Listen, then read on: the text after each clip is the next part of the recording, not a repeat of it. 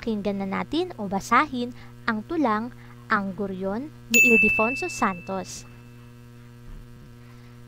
Tanggapin mo, anak, itong munting guryon na yari sa patpat at papel di hapon. Magandang laruang pula, puti, asul na may pangalan mong sa gitna naroon. Ang hiling ko lamang bago paliparin, ang guryon mong ito'y pakatimbangin. Ang solot pauloy sukating magaling nang hindi mag-ikit o kaya'y magkiling. Saka pag sumimoy ang hangin ilabas at sa papawiri bayaang lumipad. Datapwat ang pisi tibayan mo, anak, at baka lagutin ng hanging malakas. Ibigin mo't hindi balang araw ikaw ay mapapabuyong makipagdagitan. Makipaglaban ka, subalit tandaan na ang nagwawagi ang pusong marangal. At kung ang guryon mo'y sakaling madaig, matangay ng iba o kaya'y mapatid, kung sakasakaling di na mapabalik, maawaing kamay nawa ang magkamit. Ang buhay ay guryon, marupok, malikot, dagitit dumagit, saan man sumuot. O paliparin mo't ihalik sa Diyos bago patuluyang sa lupay sumubsob. Ang ganda ng tula, ano? Ang tulang Ang Guryon, ang mga tauhan dito ay ang ama at ang anyang anak na pinapayuhan niya ng mga dapat gawin o dapat tandaan sa paggawa at pagpapalipad ng guryon na iniugnay niya sa mga aral sa buhay. Aralin na natin o suriin na natin. Unang saknong ay iyan. Pero bago yan, ano yung mga pangarap nyo sa buhay? Wow! Mabutit! Meron kayong nabuo sa inyong isipan ng mga pangarap sa buhay. Marahil, ang nasabi nyo ay nais ninyong maging doktor, o kaya inhinyero, o kaya nurse, o pulis, o sundalo, o guro na katulad ko. Ano mang mga pangarap yan, pangarap din yan ng inyong mga magulang para sa inyo. At ang pangarap na iyan, pag inyong makamit, iyan ay inyong magiging pagkakakilanlan na malinaw na ilahad dito sa unang saknong, dito sa may pang-apat na taludtod, na may pangalan mong sa gitna naroon. Ayan ang ibig sabihin ng unang saknong. Pumapatungkol ito sa pagkakakilanlan na maaari nating may ugnay sa pangarap sa buhay o sa edukasyon. At dito rin sa unang saknong ay inilahad kung ano ang mga materyales na kakailanganin sa paggawa ng guryon. Muli, ang unang saknong ay pumapatungkol sa pagkakakilanlan. Tinuturuan ng ama ang kanyang anak sa mga dapat gawin sa paggawa ng guryon. At tinuturuan niya rin ang kanyang anak sa mga aral sa buhay. Next, ikalawang saknong na tayo. Ano ang hiling ng ama? Tama! Ang hiling ng ama, ang guryon daw ay pakatimbangin. Ang pakatimbangin ay ang hugis at tali. Ang guryon naman ay inihahalin tulad o sumisimbolo sa buhay. At sabi, ang guryon daw ay pakatimbangin. Tulad sa buhay natin, kailangan natin balansihin. Balansihin ang desisyon, oras at ang aksyon. Sumuli, ang ikatlawang saknong ay nangangahulugang ang ama, sinasabi niya sa kanyang anak na ang guryon ay dapat pakatimbangin. Kumbaga sa buhay, dapat balanse ang ating buhay. Balansihin ninyo ang inyong buhay papaano?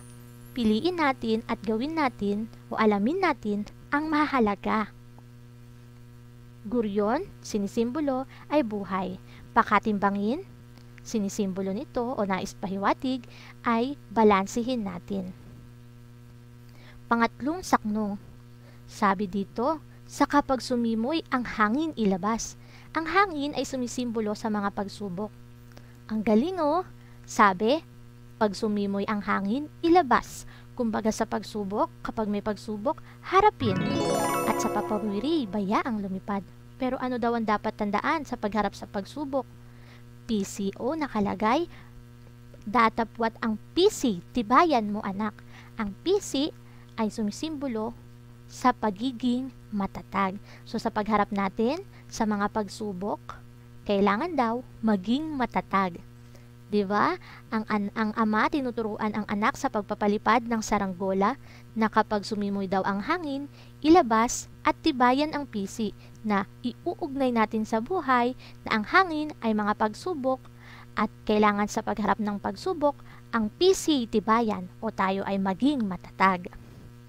Pang-apat na saknong, ibigin mo't hindi balang araw ikaw ay mapapabuyong makipagdagitan. Yes, sa buhay natin, darating na tayo ay makikipagkumpetensya tulad sa guryon. Kailangang makipagdagitan, pero dapat daw ang tandaan, ang nagwawagi ay ang pusong marangal. Panglimang saknong na tayo, at kung ang guryon mo'y sakaling madaig, yes, darating ang panahon na ang guryon ay maaaring madaig. Kung iuugnay natin sa tao, maaaring ang mga tao ay nakakaranas ng pagkatalo. Ang guryon, ang sabi, maaaring matangay ng iba. Tulad sa tao, maaaring matukso o maimpluwensyahan ng hindi magaganda. Or ang guryon ay maaaring mapatid o ang tao ay maaaring sumuko. Pero ano ang dalangin ng ama? Maawaing kamay, nawa ang magkamit. Ito, ang ibig sabihin nito, ang nais ipakahulugan nito, ay nais ng ama dito na maawaing kamay nawa ang magkamit o meron nawang taong handang tumulong. So, maawaing kamay ay nangangahulugan ng pagkakaroon ng taong handang tumulong kung sakaling tayo'y makaranas ng pagkatalo, pagkatukso, or pagkasuko, or tulad sa guryon, madaig, matangay ng iba, o mapatid. Ayan, maawaing kamay, nawa ang magkamit. Next, panghuling saknong na tayo, ang sabi, ang buhay ay guryon, marupok at malikot. Totoo naman. Tulad sa buhay, dagitit dumagit, saan man sumuot. Makipaglaban, galingan, be productive, be competitive. O paliparin mo't ihalik sa Diyos. Abutin natin ang ating mga pangarap. Subalit kailangan may pasasalamat sa ating Panginoon. Huwag nating kakalimutang manalangin bago patuluyang sa lupay sumubsob. Yes, realidad ng buhay. Lahat tayo ay hahantong dito dahil bahagi ito ng buhay. Pero nawa na bago patuluyang sa lupay sumubsob, ang buhay natin ay maging tulad ng guryon, makulay. Ang mahalaga, bago pa supay tuluyang sumubsob, makamit natin ang ating mga pangarap sa buhay. Magawa natin ang kalooban ng Panginoon na gumawa ng mabuti at maging mabuti. Yun lamang po. Maraming salamat sa inyo. Mga aral na dapat nating pagnilayan. Una, makinig sa magulang. Tulad ng anak doon sa tula, nakikinig siya sa kanyang magulang o sa kanyang ama na tinuturuan siya kung paano gumawa at magpalipad ng guryon, na tinuturuan na rin siya dahil iniuugnay ito ng ama sa buhay. Pangalawa, kailangan balansihin daw ang buhay. Pangatlo, sa pagharap ng pagsubok sa buhay, kailangan maging matatag. At sa pag-abot ng pangarap, ang nagwawagi lagi ay ang may pusong marangal. At huwag kakalimutang manalangin. Kung nagustuhan at may aral na natutuhan, palambing naman ng subscribe, like at share na rin para tulad mo, malaman din nila ang tungkol sa mga aral sa buhay mula sa tulang Ang Guryon ni Ildefonso Santos. Muli, maraming salamat!